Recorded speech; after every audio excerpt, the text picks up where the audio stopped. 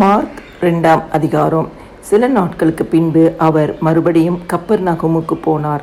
அவர் வீட்டில் இருக்கிறார் என்று ஜனங்கள் கேள்விப்பட்டு உடனே வாசலுக்கு முன்னும் நிற்க இடம் போகாதபடிக்கு அநேகர் கூடி வந்தார்கள். அவர்களுக்கு வசனத்தை போதித்தார். அப்பொழுது 4 பேர் ஒரு திமிர்வாதக்காரனை சுமந்து கொண்டு அவரிடத்தில் வந்தார்கள். ஜனக்கூட்டத்தின் நிமித்தம் அவருக்கு சமீபமாய் சேரக்கூடாமல் அவர் இருந்த வீட்டின் மேற்கூரையை பிரித்து திறப்பாக்கி திமிர்வாதக்காரன் கிடக்கிற படுக்கையை இறக்கினார்கள். இயேசு அவர்கள் விசுவாசத்தை கண்டு திமிர்வாதக்காரனை நோக்கி, மகனே, உன் பாவங்கள் உனக்கு மன்னிக்கப்பட்டது என்றார். அங்கே உட்கார்ந்து இருந்த வேதபாரகரில் சிலர், இவன் இப்படி தேவதூஷணம் சொல்லுகிறது என்ன? தேவன் ஒருவரே அன்றி பாவங்களை மன்னிக்கத்தக்கவர் யார் என்று தங்கள் இருதயங்களில் சிந்தித்து கொண்டிருந்தார்கள். அவர்கள் தங்களுக்குள்ளே இப்படி சிந்திக்கிறார்கள் என்று இயேசு உடனே தம்முடைய ஆவியில் அறிந்து அவர்களை நோக்கி, நீங்கள் உங்கள் இருதயங்களில் இப்படி சிந்திக்கிறது என்ன? உன் பாவங்கள் உனக்கு மன்னிக்கப்பட்டதென்று சொல்வதோ, எழுந்து உன் படுக்கையை எடுத்துக்கொண்டு நடவென்று சொல்வதோ எது எளிது? பூமியிலே பாவங்களை மன்னிக்க மனுஷகுமாரனுக்கு அதிகாரம்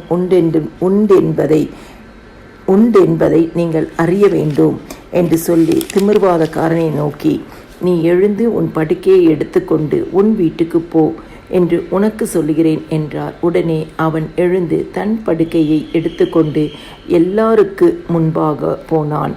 அப்பொழுது எல்லாரும் ஆச்சரியப்பட்டு, நாம் ஒரு காலம் இப்படி கண்டதில்லை என்று சொல்லி தேவனை மகிமைப்படுத்தினார்கள். அவர் மறுபடியும் புறப்பட்டு கடலருகே போனார்.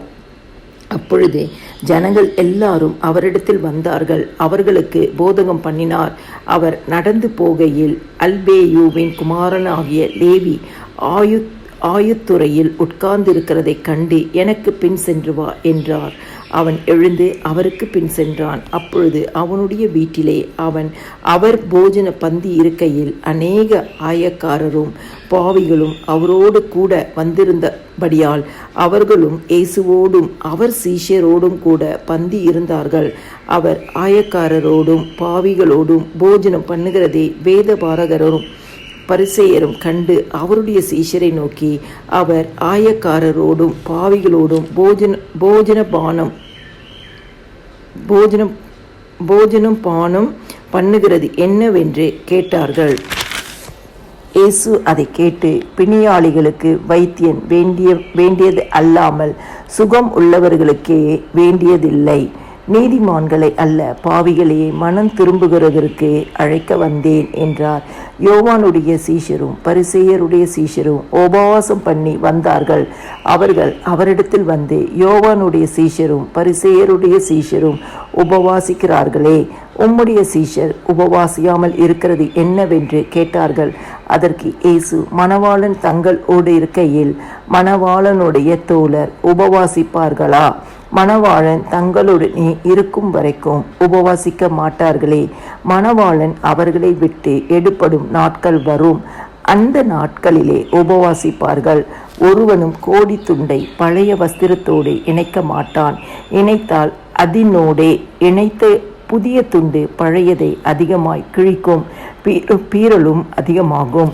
ஒருவனும் புது திராட்சை ரசத்தை பழந்துருத்திகளில் வார்த்து வைக்க மாட்டான். வார்த்து வைத்தால் புது ரசம் துருத்திகளை கிழித்து போடும், ரசமும் சிந்திப்போம், துருத்திகளும் கெட்டுப்போம். புது ரசத்தை புது துருத்திகளில் வார்த்து வைக்க வேண்டும் என்றார். பின்பு அவர் ஓய்வு நாளில் பயிர் வழியே போனார். அவருடைய சீஷர்கள் கூட நடந்து போகையில் கதிர்களை கொய்ய தொடங்கினார்கள். பரிசேயர் அவரை நோக்கி, இதோ ஓய்வு நாளில் செய்யத்தகாததை இவர்கள் ஏன் செய்கிறார்கள் என்றார்கள். அதற்கு அவர், தாவீதுக்கு உண்டான ஆபத்தில் தானும் தன்னோடு இருந்தவர்களும் பசியாயிருந்தபோது அவர் அபியத்தார் என்னும் பிரதான ஆசாரியன் காலத்தில் செய்ததை நீங்கள் ஒரு காலம் வாசிக்கவில்லையா? அவன் தேவனுடைய வீட்டில் பிரவேசித்து ஆசாரியர் தவிர வேறு ஒருவரும் புசிக்க தகாத தெய்வ சமூகத்து அப்பங்களை தானும் புசித்து தன்னோடு இருந்தவர்களுக்கும் கொடுத்தானே என்றார். பின்பு அவர்களை நோக்கி, மனுஷன் ஓய்வு நாளுக்காக உண்டாக்கப்படவில்லை, ஓய்வு நாள் மனுஷனுக்காக உண்டாக்கப்பட்டது. ஆகையால் மனுஷகுமாரன் ஓய்வு நாளுக்கும் ஆண்டவராய் இருக்கிறார் என்றார்.